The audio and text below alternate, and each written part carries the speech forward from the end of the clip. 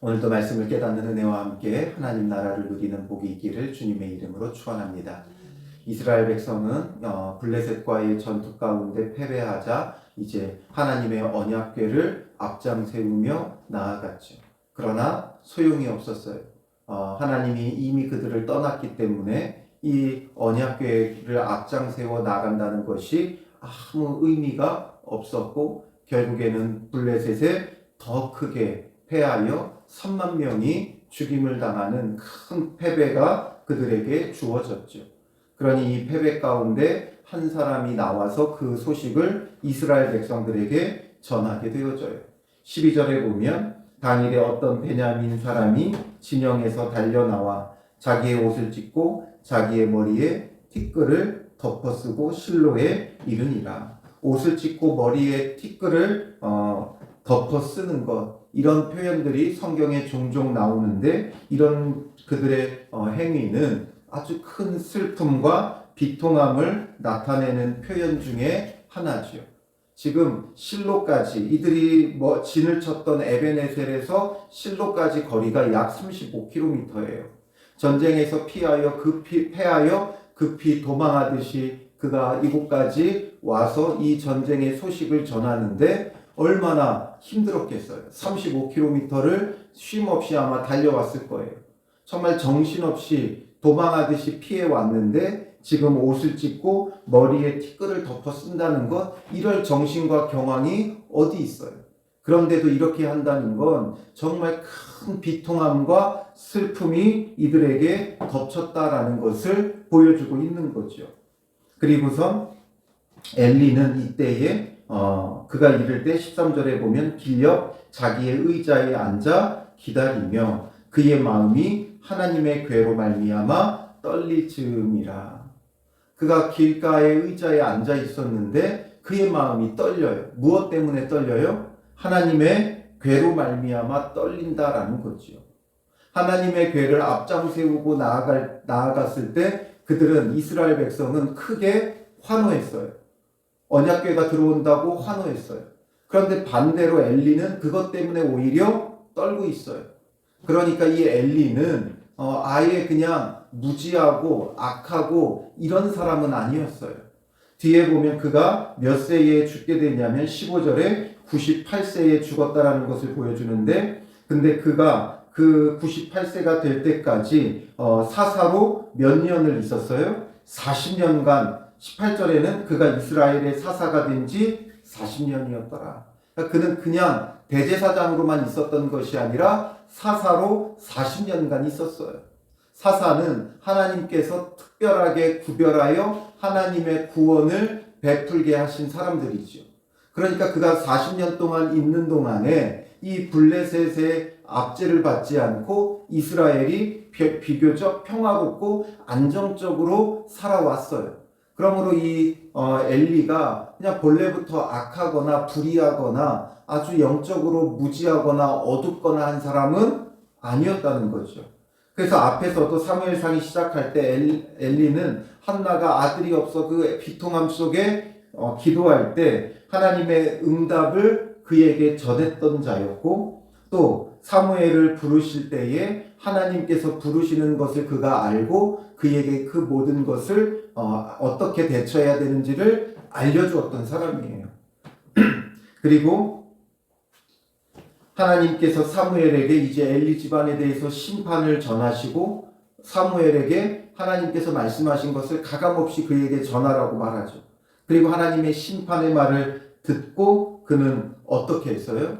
이 모든 것은 하나님이 선하시기에 하나님께서 심판하겠다고 말한 것을 그대로 이루실 것을 그가 또한 인정하죠. 그래서 앞선 3장 18절에 보면 사무엘이 그것을 그에게 자세히 말하고 조금도 숨기지 아니하니 그의 대처가 어떠했어요? 그가 이르되 이는 여호와이시니 선하신 대로 하실 것이니라.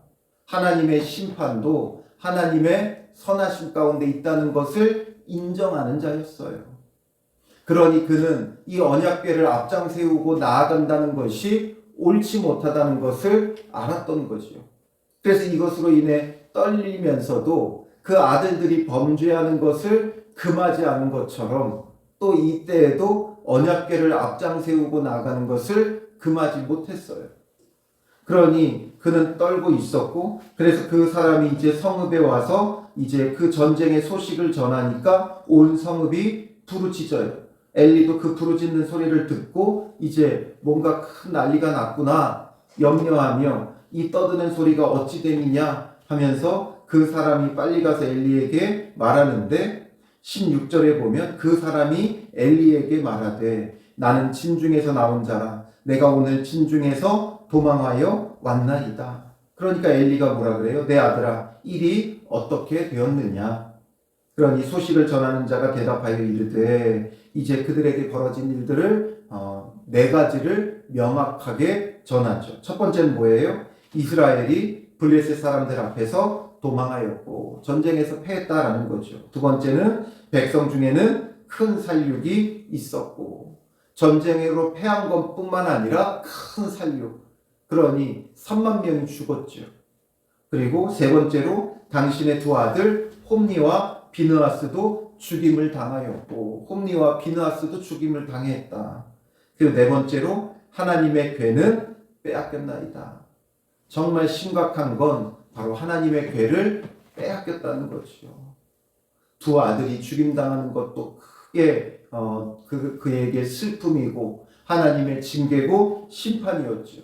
엘리 집에 이를 그 심판에 대해서 하나님께서 말씀하신 것이 이제 그대로 다 이루어지는 거예요. 앞선 3장 13절에 내가 그의 집을 영원토록 심판하겠다고 그에게 말한 것은 그가 아는 죄악 때문이니 이는 그가 자기의 아들들이 저주를 자청하되 금하지 아니하였음이니라. 하나님께서 분명히 그의 집을 영원히 심판하겠다고 말씀하셨고 그 심판이 이제는 실제로 이루어지는 거예요. 그러나 이것을 말씀하실 때까지도 하나님께서 그에게 회개의 기회를 주신 것이라고 했죠. 그러니 그는 어떻게든 홈니와 비느하스를 끌어다가 회개시켜야 됐고 또 어떻게든 그들이 언약궤를 자기들의 임의대로 이끌고 나아갈 때 그것을 제지하고 말렸어야 돼요. 그러나 끝끝내 이렇게 하지 못한 결과 이런 일이 벌어진 거죠. 그의 집에 영원토록 심판하겠다는 하나님의 심판이 이제 그의 집에 쏟아지는 거예요. 이제 쏟아지기 시작하면 심판이 시작되면 멈출 수가 없죠. 그러니까 하나님의 궤를 말할 때에 어떤 일이 벌어져요? 18절에 엘리가 자기 의자에서 뒤로 넘어져 문 곁에서 목이 부러져 죽었으니, 뒤로 넘어져 목이 부러져 죽어요. 결국 하나님의 심판은 이제 멈출 길이 없어요. 그러니 홈니와 비느하스가 죽고 엘리도 죽고 그리고 또 어떤 일이 벌어져요? 19절에 보면 그의 며느리인 비느하스의 아내가 임신하여 해산 때가 가까웠더니 하나님의 궤를 빼앗긴 것과 그의 시아버지와 남편이 죽은 소식을 듣고 갑자기 아파서 몸을 부풀려 해산하고, 그 소식을 듣고 나서 갑자기 그가 해산하게 되어져요.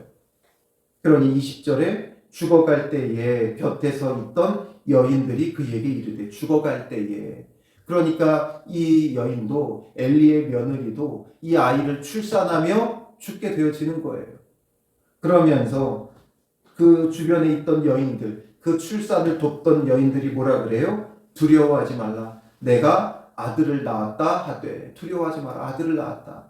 아들을 낳는다는 건 이 시대의 어떤 의미예요? 아주 큰 축복이죠. 은혜예요. 복음이에요. 그런데 아들을 낳았다라고 말하지만 그 여인의 반응은 어때요? 대답하지도 아니하며 관념하지도 아니하고, 아무런 반응이 없는 거죠. 아무런 관심이 없어요. 대답하지도 않고 관념하지도 아니한다. 우리말로는 관념하지 아니한다 번역을 했지만 직역하면 관념한다는 건 애정을 쏟는다는 거예요. 애정을 쏟지도 않는다. 아이를 낳았는데 아무런 그 마음에 감흥이 없는 거예요. 그러며 죽어가며 그가 뭐라고 말해요? 21절에 이르기를 영광이 이스라엘에서 떠났다 하고 아이 이름을 이가봇이라 하였으니 영광이 이스라엘에게서 떠났다 하면서 이가봇이라 그래요. 이가봇이라는 말은 직역하면 영광스럽지 못한 또는 영광이 어디 있느냐 이런 말이에요. 그러니까 이 영광이 이스라엘에서 떠났다. 하나님의 영광이 떠났다. 이렇게 해서 이가봇이라고 이름하는데 이가봇이라고 말한 이유가 뭐예요?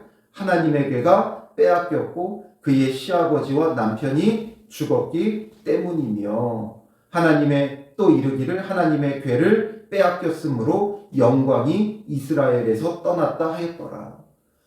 하나님의 영광이 이스라엘에게서 떠났다라고 느끼는 가장 핵심적인 이유는 뭐예요? 하나님의 괴도 빼앗겼고 시아버지와 남편이 죽었다라는 건 이제 그에게 더 이상 기대하거나 소망할 것이 아무것도 없죠. 근데 그 가운데도 가장 핵심적인 건 뭐예요? 22절에 하나님의 괴를 빼앗겼으므로. 엘리가 죽은 것도 하나님의 괴에 대해서 말할 때에 엘리가 뒤로 나자빠져 죽었죠. 그리고 이 여인도 하나님의 괴를 빼앗겼기 때문에 영광이 이스라엘에게서 떠났다. 이렇게 고백하며 죽게 돼요. 아들을 낳은 게 기쁨이 되지 못하고 비통함과 슬픔 속에 비참하게 죽게 되어지는 것이지요. 여기서 우리가 한 가지 생각해 볼 필요가 있어요. 그것은 무엇이냐면 하나님의 괴를 빼앗겼기 때문에 영광이 떠난 것이냐 정말 하나님의 영광이 떠난 거냐 언약궤를 빼앗겼기 때문에 하나님의 영광이 떠난 거냐 하나님 반대로 하나님의 영광이 떠났기 때문에 하나님의 궤를 빼앗긴 것이냐 우리가 이것을 좀 생각해 볼 필요가 있죠. 이들은 결과적으로 하나님의 궤를 빼앗겼기 때문에 하나님의 영광이 떠났다 이렇게 고백을 했지만 그러나 사실 하나님의 영광이 떠났기 때문에 궤를 빼앗긴 게 아니에요. 즉 궤를 빼앗겨서 하나님이 떠나신 게 아니에요. 하나님의 영광이 떠났다는 건 하나님이 떠나신 거죠. 궤를 빼앗겼기 때문에 하나님이 떠나신 것이 아니라 이미 그들에게서 하나님이 떠났기 때문에 하나님의 영광이 그들에게서 떠나버렸기 때문에 궤는 더 이상 아무 의미가 없어 빼앗길 수밖에 없죠. 그 이후에 이스라엘 백성에게는 또 어떤 잘못된 신앙이 자리 잡냐면 이때까지만 해도 이들에게는 하나님의 궤를 앞장 세우면 이긴다는 그런 잘못된 신앙을 갖고 있었어요. 그래서 하나님의 궤만 붙드는 거죠. 그리고 이후에 나중에는 이들에게 예수님이 오셨을 때는 어떤 잘못된 신앙을 가졌어요? 성전이 있기 때문에 자기들은 멸망하지 않는다라는 잘못된 신앙을 가졌지요. 이런 것처럼 눈에 보이는 것을 우리는 붙잡고 그게 전부인 양 착각을 해요. 즉 오늘날은 이제는 무엇으로 바뀌었어요? 처음에는 언약궤 신앙이었다가 그 다음에는 성전 신앙이었다가 오늘날은 어떤 신앙이에요? 예배 신앙으로 바뀌어버렸죠. 예배를 드리는 게 잘못된 게 아니에요. 성전을 중심으로 살아가는 게 잘못된 게 아니에요. 언약궤를 내세우는 게 잘못된 게 아니에요. 그런데 무엇이 문제냐면 언약궤만 붙드는 게 문제인 거죠. 성전만 붙들고 있는 게 문제예요. 예배만 붙들고 있는 게 문제예요. 그렇기 때문에 우리는 예배 드렸기 때문에 안심하는 경우가 많아요. 무엇을 하든지 예배 드리고 안심하는 경우가 많아요. 개업 예배 드리고 사업이 번성할 것을 기대하죠. 또 주일 예배를 드리고 한 주간 평안할 것을 기대하죠. 새벽 예배를 드리고 이 하루가 주님 안에서 은혜 받을 것을 기대하죠. 이런 것들이 결국에는 예배만 있어서는 안 돼요. 무엇 때문에 언약궤를 앞장 세웠느냐, 무엇 때문에 성전에 모였느냐, 무엇 때문에 예배를 드렸느냐, 이게 중요하죠. 하나님이 이미 그들에게서 떠나버렸는데 하나님께서 이미 그들을 떠나서 하나님의 영광이 더 이상 그들과 함께하지 않는데 언약궤를 내세우는 게 무슨 의미가 있어요? 또 하나님께서 이미 이스라엘에게서 떠나버렸는데 성전에 모이는 게 무엇이 의미가 있어요? 하나님께서도 뭐라 그랬어요? 마당만 밟을 뿐이다 말씀하셨죠. 하나님이 함께 하시지 않는데 수십 수백 번의 예배를 드린들 무슨 의미가 있겠어요? 한국 그리스도인들처럼 예배를 많이 드리는 사람들이 없어요. 그러나 예배를 그렇게 많이 드린들 하나님이 함께하고 계시지 않는데 무슨 의미가 있겠어요? 아까 앞에서도 봤지만 3장 13절에 그가 아는 죄악 때문이다 말했죠. 하나님께서 왜 엘리의 집을 심판하세요? 그가 아는 죄악 때문이라고 말씀하셨어요. 죄를 몰라서가 아니라 알고 있다는 거죠. 근데 더 큰 문제는 뭐예요? 이는 그가 자기의 아들들이 저주를 자청하되 금하지 아니하였음이니라. 죄악이 있고 그 죄를 금하지 않는다는 거예요. 즉 거룩하지 않았다는 거죠. 거룩하지 않은데 거룩하신 하나님께서 어찌 그들과 함께 할 수 있겠어요? 그러니 하나님께서 그들을 떠날 수밖에 없어요. 순종치 않는, 거룩지 않은 백성과는 하나님이 함께 할 수가 없는 거예요. 그러니 하나님이 떠나셨으니 언약궤를 내세운들 무슨 의미가 있겠어요? 하나님께서 떠나버렸는데 성전에 모인들 무슨 의미가 있겠어요?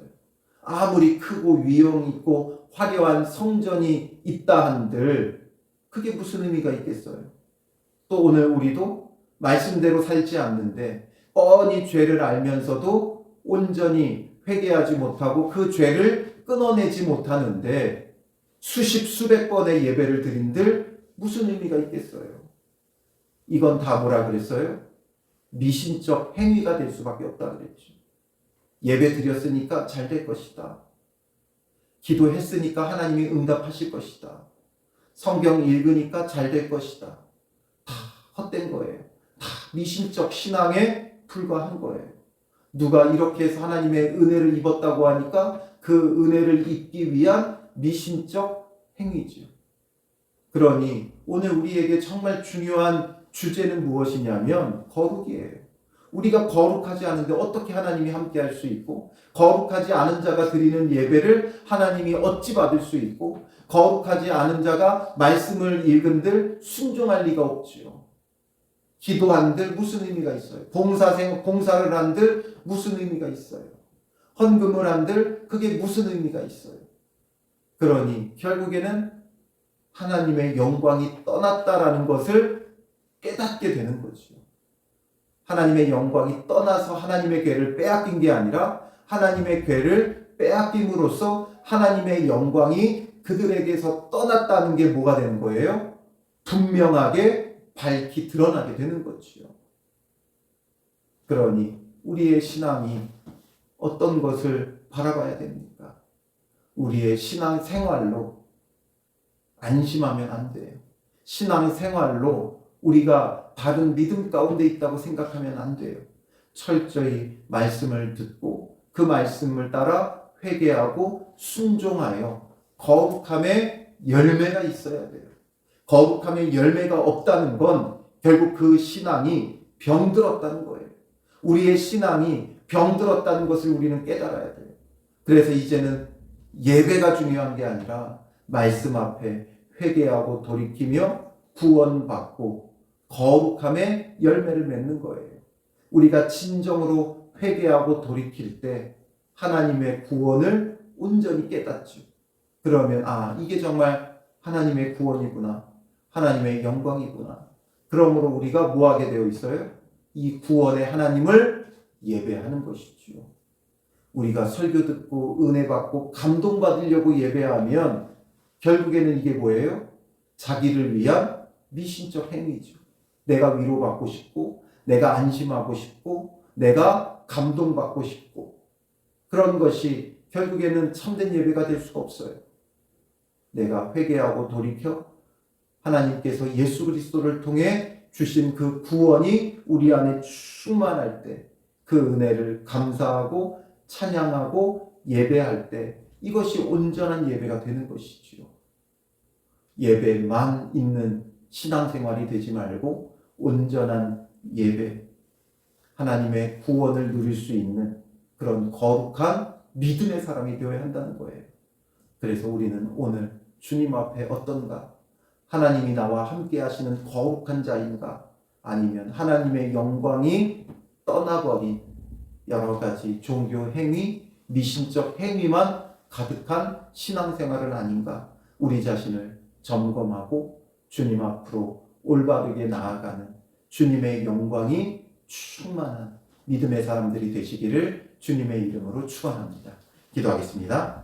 살아계신 아버지 하나님, 하나님이 떠나버린, 하나님의 영광이 떠나버린 이스라엘 백성을 봅니다.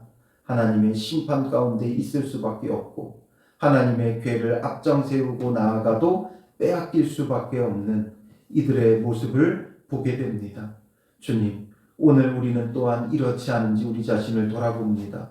우리는 전혀 거룩하지도 않은데 거룩하신 하나님께서 우리와 함께하기를 바라고 하나님께서 기적 같은 일들을 우리에게 베푸시기를 바라는 우리의 이런 미신적인 종교 행위를 벗어버리는 자들이 되게 하시고 온전히 주의 말씀 앞에 귀 기울이며 그 말씀 앞에 회개하며 그 말씀 앞에 예수 그리스도의 보혈의 은혜로 구원받으며 또한 그 말씀 앞에 순종하여 온전히 거룩함을 입는 믿음의 사람들이 되게 하여 주시옵소서. 말씀 앞에 온전히 순종하며 따름으로 하나님께서 우리를 떠나시지 아니하고 우리와 함께하며 영원히 거하시는 믿음의 사람들이 되게 하여 주시옵소서. 오늘도 우리를 만나 주시고 우리와 함께하여 주셔서 주님의 거룩함을 덧입는 믿음의 사람들 되게 하여 주시옵소서. 이를 위해 철저히 우리의 생각과 계획과 뜻은 내려놓게 하시고 하나님의 뜻 앞에 무릎 꿇고 그 뜻을 붙잡고 순종하는 믿음의 사람들이 되게 하여 주실 줄 믿사오며 예수님의 이름으로 기도합니다. 아멘.